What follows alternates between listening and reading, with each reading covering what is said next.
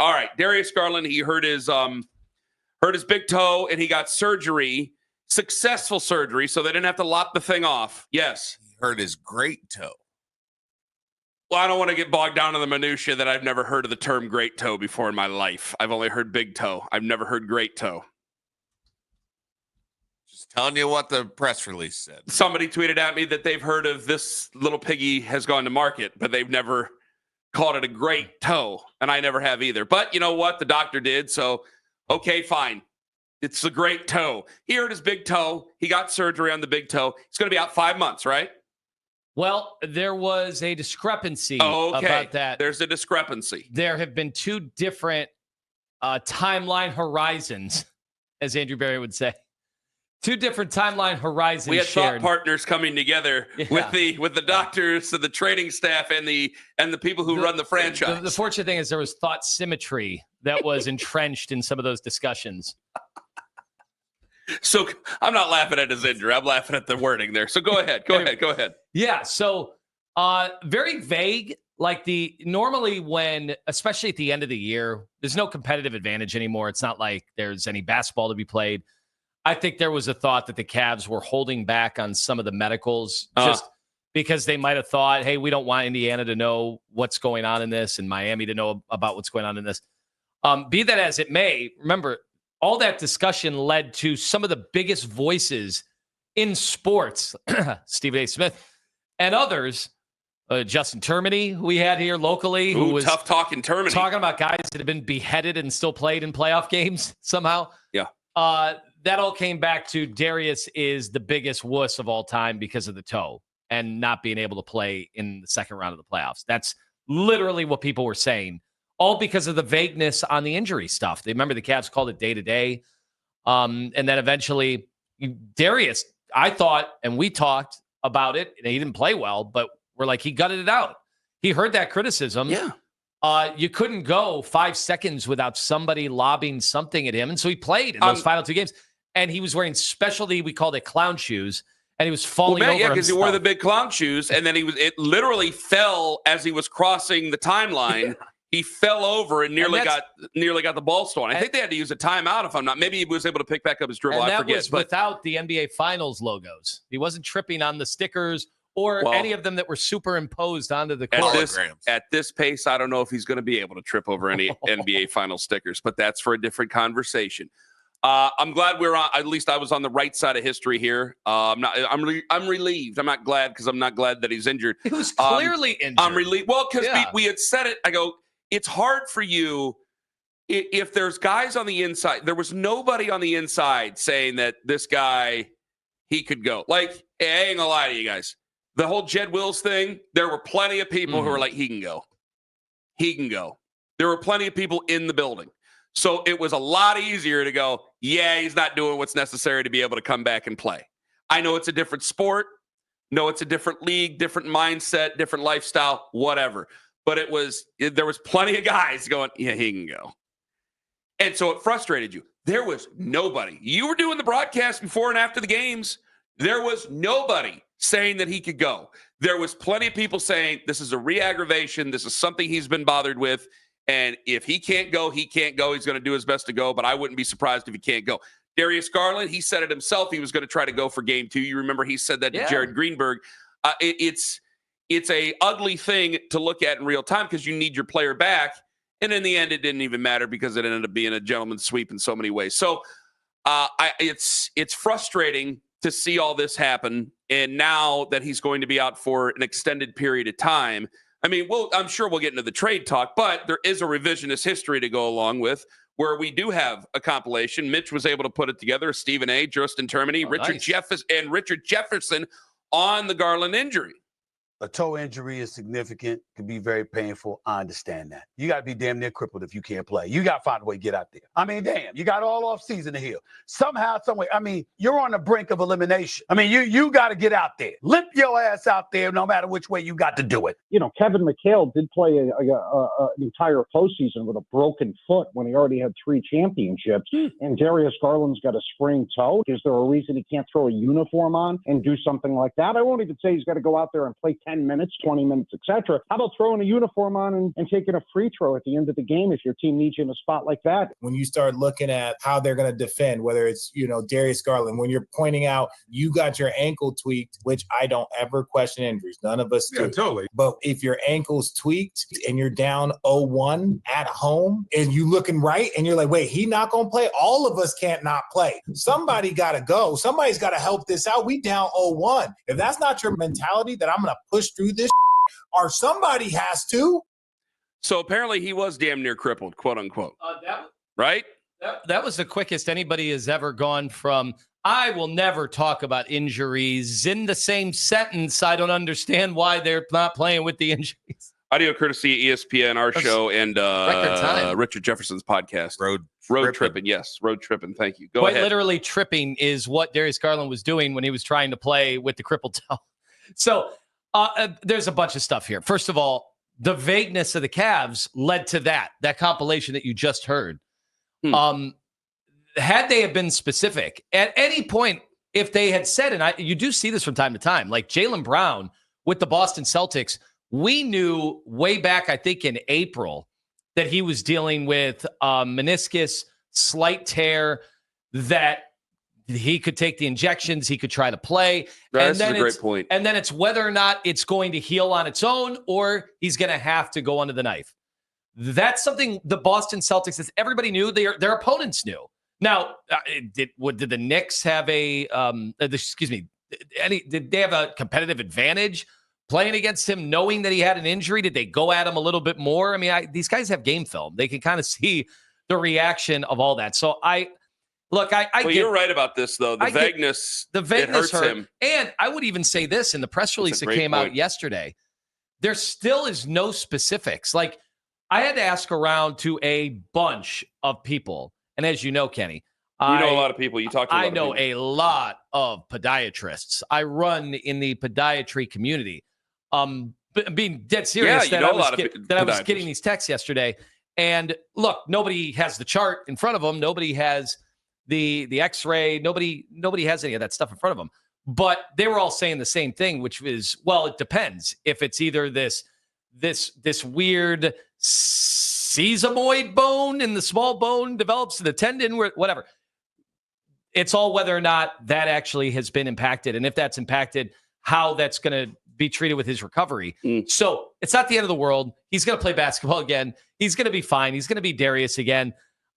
There's some questions about whether he could get, tendonitis, arthritis faster down the road, but whatever. He's going to be fine. So still, even yesterday, the vagueness in what the actual injury is.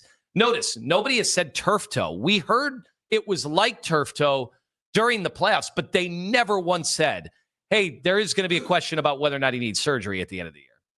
They could have said that at any point. Yeah, it's a fine line.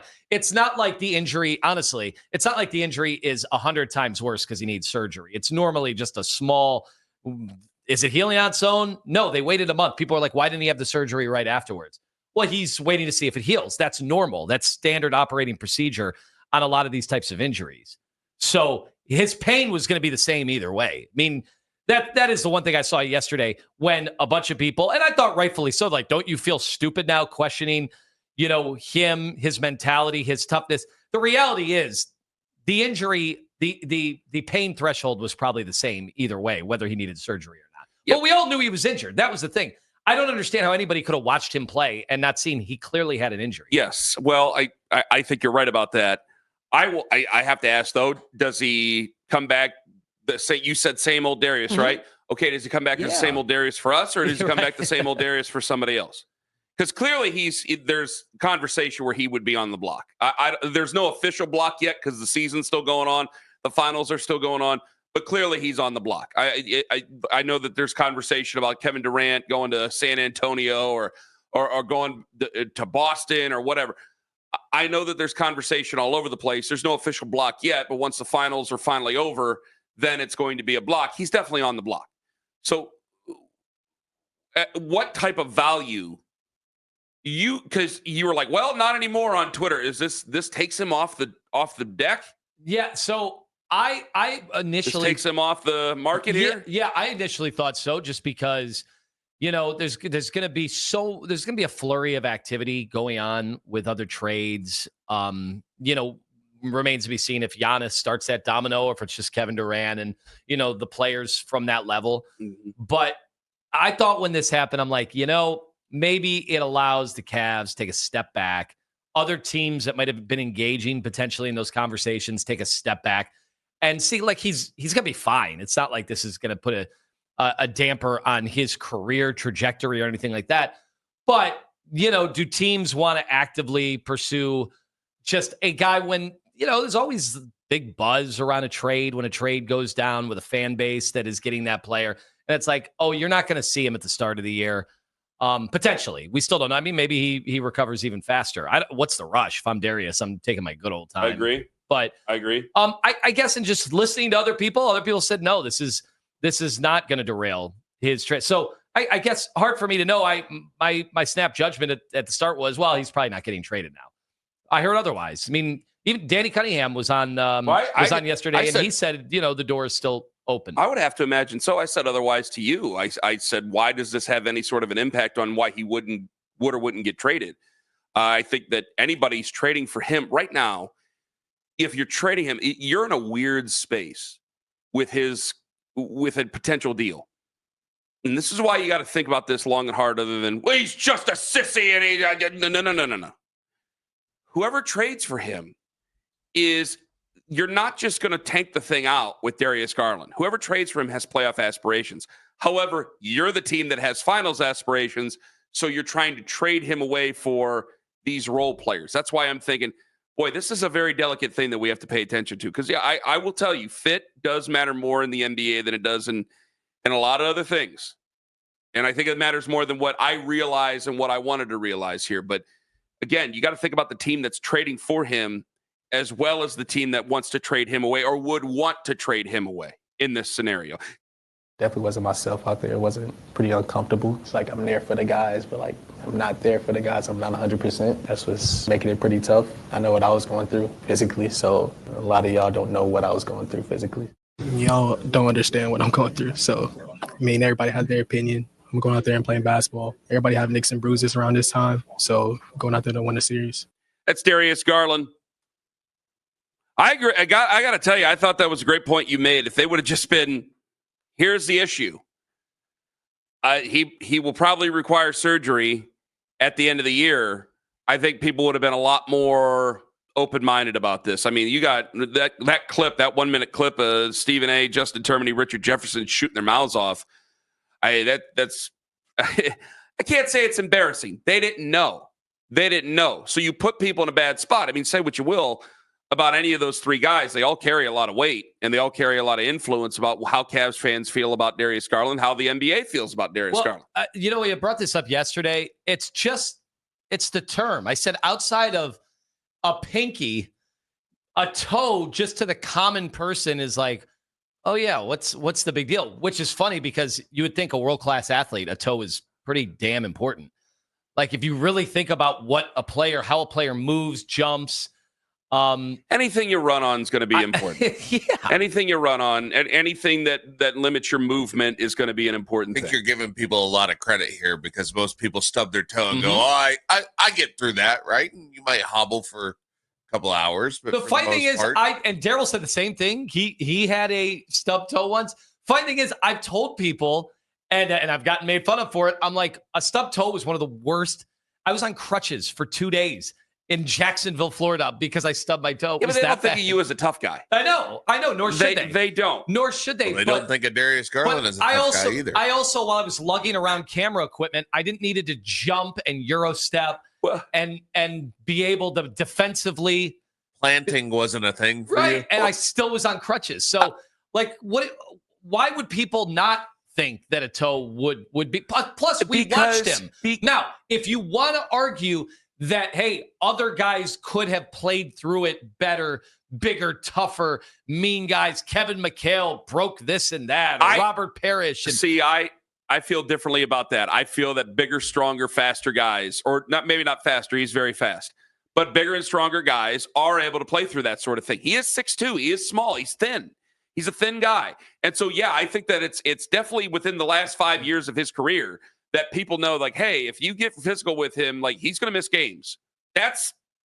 Is that not a thing that's true? I think that's absolutely true. He is not built like Lou Dort. Donovan Mitchell doesn't miss as many games because Donovan Mitchell looks like he could bench a lot and squat a lot and deadlift a lot, and he looks strong. He looks much stronger than Darius Garland. So I don't think that there's any coincidence there. And at this point, I mean, you're 5-6 years into your career. You kind of are who you are at that moment. But I think that fans are going to get frustrated. Stephen A. saying what he's saying, or you or me, or I know that Owen started laughing because he found a clip online earlier before the show of Peterlin and Daryl talking about toughness, which is the video element of them talking about toughness only adds to the greatness of the conversation. I hate it when we get nasty tweets about radio show hosts. And I'm going, okay, and then it's Daryl and Jonathan. Did Jonathan have like a layering piece tied around his shoulders? He wore his ascot. He was showing his ascot. But calling people out. That would be great. It's a bad look in that way. Hearing Richard Jefferson was the one that surprised me the most because you could tell he didn't want to say it, and then he just went off. Said it. Because I think that he understands, like, there's injuries that people can't see that look or sound easy, and there they are. But Darius has been here for 5 years, and I got a question about it at 7:02, but I'm not going to get to the big championship conversation just yet. I think at times, I think it depends on the person who's looking at it. Are we too critical or are we too defensive of Darius Garland? I've become very defensive of Darius Garland. I know there's talent there, and I think that some of the things that are being said are flatly crazy about who people want to trade for. And it's very hard for me to be talked into it because, you mentioned fit and how this thing needs to be put together. And I know that in high school basketball and college basketball, it's, hey, man, get the talent and figure out a way. There will be upsets here and there, but get all the talent and figure out a way to get it done. In the NBA, they're all good. They're all elite. So there's guys who are just better, but they're all elite players, so fit matters. My fear is that we freak out so much over fit that we end up making a move that blows this thing up. Like, you go out and people keep giving me Jalen Suggs, and I go, all right, what are you going to do with the other 67 games he's not able to go? Are you going to have him for the playoffs? Because Orlando didn't. So that makes me nervous. I think people are wondering what they can trade. I'm thinking, guys, you got to listen closely. Here are the names that Lima is saying. You're not getting creme de la creme 1% players in a Darius Garland trade. You're getting role guys that is going to force Evan Mobley to play at a higher level no matter what, because you have to. It's going to force Donovan Mitchell to maybe raise his game, and I'm not sure how much more of a ceiling he has. He's a fantastic player. I don't know how much more I can ask of him.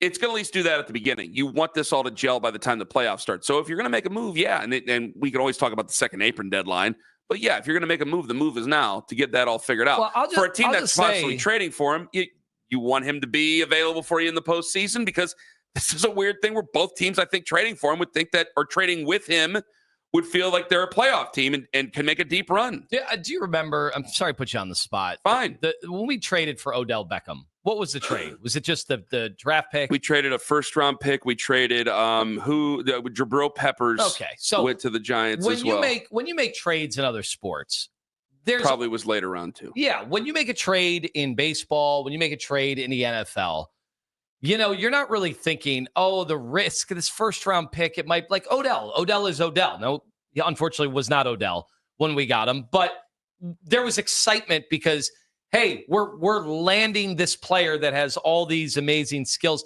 In the NBA, it's really not like that. When you make trades in the NBA, at least, kind of comparable trades, you are losing somebody. Like, I looked the usage rate of Darius. Like, you're losing a big part of your team, and then you're banking on, hey, what I'm getting back, the chemistry, how it's all going to gel, and then there's offense and defense because you do both. You don't do that in baseball. You don't do that in football. One guy does not have that much of a pronounced impact over every single trip down a field or on a baseball diamond. In basketball, you really do have to think about fit, and you do have to think about chemistry. And then there's this new dimension, at least for a lot of the maybe casuals or people who haven't been following the league all that long, which is, oh yeah, by the way, the playoffs are a completely different type of basketball than you watch for 82, that you watch for 5 months. Oh yeah, because they're calling it different. It's called differently. Yeah. It's tougher to get those windows, tougher to get by a defender. Guys are gassed because of the way these series are. The other team knows everything you're going to run because it's a series and you're playing the same team over the course of 2.5 weeks. So because of that, yes, you're totally right, Ken. There is a risk. There's a monumental risk in trading Darius Garland for either one piece or pieces and parts. But there is no, especially in the second apron world, there's no perfect. Nobody is building the 2017 Golden State Warriors. That is over. Nobody is even building last year's Boston Celtics. Every team is going to have flaws. What flaws are you willing to live with? And right now, if you're a Cavs fan, are you willing to live with the flaw of seeing this team and what they're unable to do in the playoffs? And are you banking in them being able to fix those on their own with internal development? It's a great point. And I'm not even coming down. I'm not saying you're wrong, Ken. It's whether or not you're willing to take the risk. And I'm not. As of right now, I'm not. I'm not with Darius. See, I think we're kind of focusing on the wrong person here. Okay. I'm tremendously disappointed in Jared Allen. Mm-hmm. And let me come out and say something that's very tough for me to say. Who's an awesome guy to have all year. He is. He's great. But when you need him in the post, in the playoffs, he's become non-existent. Evan has gotten better. I'm wondering if he's going to be able to take the next step, if he's willing to do it. I'm nervous he won't. And Evan's not going anywhere. Donovan's not going anywhere. Now we can talk usage rates and all that other stuff. That's really in the weeds here because I'm not gonna besmirch Donovan to try to defend Darius Garland in any of these crazy trade scenarios that people are bringing up. But I think that we are focusing on the wrong guy. How much you can get for Darius Garland versus how much you can get for Jared Allen, those are different conversations, obviously. But I think that when it comes to being disappointed, Jarrett has been the guy who's been disappointing for me in the postseason. But then I have to wonder, is Evan going to reach that level? Because I am begging Evan going into this year, demand the ball.